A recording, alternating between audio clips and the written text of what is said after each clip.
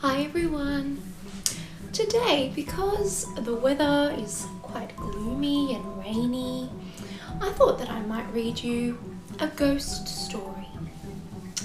This ghost story is called The Ghost of Miss Annabel Spoon, and it's by Aaron Blabely.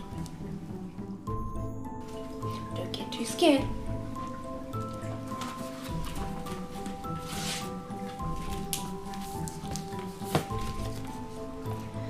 The village of Twee, 7 miles from the sea, had a problem more awful than most. It was haunted and cursed. Yes, the folk feared the worst. Oh, the township was plagued by a ghost.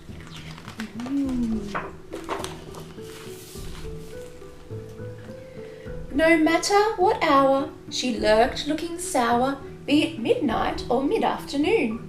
Her dresses were shabby, her mood always crabby.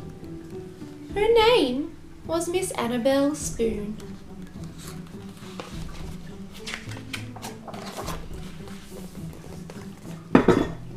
Oh, the horror, the panic! The townsfolk were manic. They suffered distemper and fits.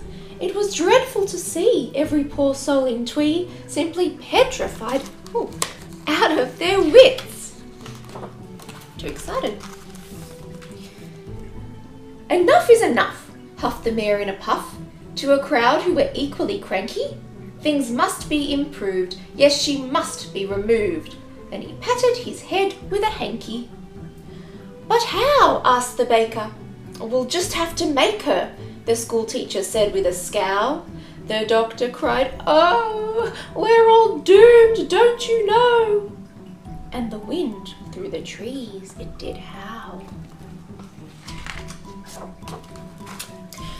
But just at this juncture, a small voice did puncture the noise in the room like a spear.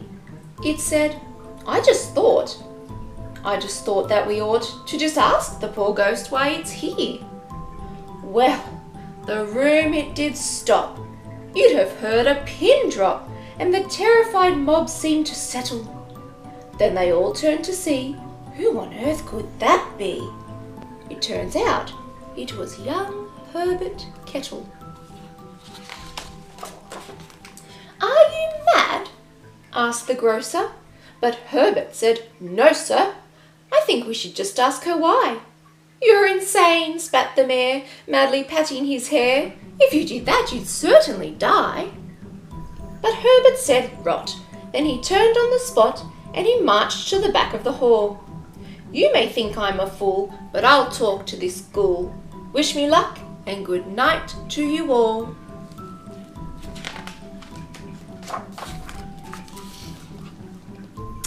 Well, rumour was rife that when not causing strife, the ghost had a house in the wood. So in search of Miss Spoon, only lit by the moon, Herbert set off as fast as he could. Through the dark, crooked trees, just as calm as you please, Herbert searched for the ghost through the night.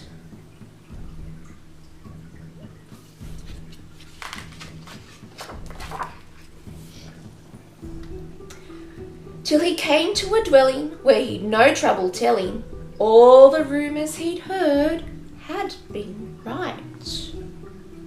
You can see a little sign here saying Spoon, which we know is her last name, and a little cottage there.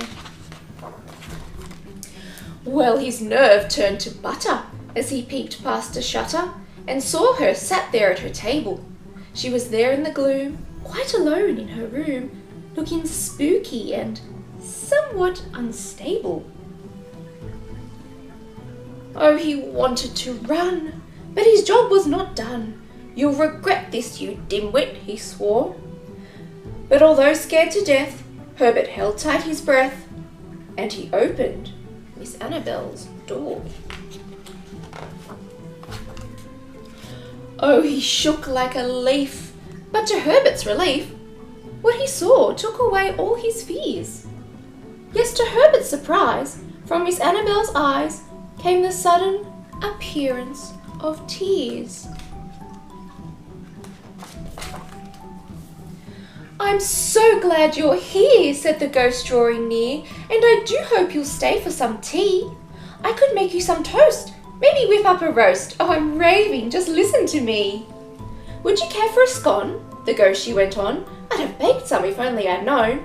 Then she fell in a heap, and she started to weep. I'm so tired of being alone. Well, it broke Herbert's heart when the ghost did impart. All I want in the world is a friend. But when I go out, people run, scream and shout. I'll be lonely, I'm sure, till the end. Oh, she wept and she wept for such sadness she'd kept deep inside her for such a long time.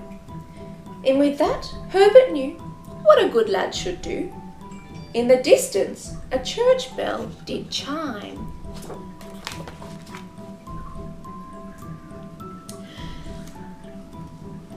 The young man said, Miss, I can promise you this. If a friendship is all that you need, well, you don't frighten me. You're as nice as can be. You can call me friend, yes indeed. Poor Annabel Spoon, well, she thought she would swoon. Really? She said through her tears.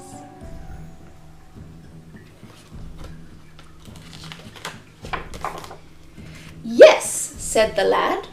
That's the best news I've had, said the ghost, for the last 100 years. It's a long time. And that's how it ended. The ghost's heart was mended, for friendship was all that she craved. Her sadness diminished, the haunting was finished. The town had been properly saved. They all look quite cheerful now. Oh. So if you're in Twee, 7 miles from the sea, and you visit a tea room at noon, don't be unnerved if a table's reserved for the ghost of Miss Annabel Spoon. They look a little bit unnerved to me. She looks a bit happier now. We can see she's smiling and her skin colour has changed a little bit. It's not so blue and grey. Alright, boys and girls, that was our ghost story for this gloomy, rainy, cold day. And my question for you is, what do you think is the meaning of that story? So yes, the story is about a town, possibly made up, I've never checked actually, called Twee.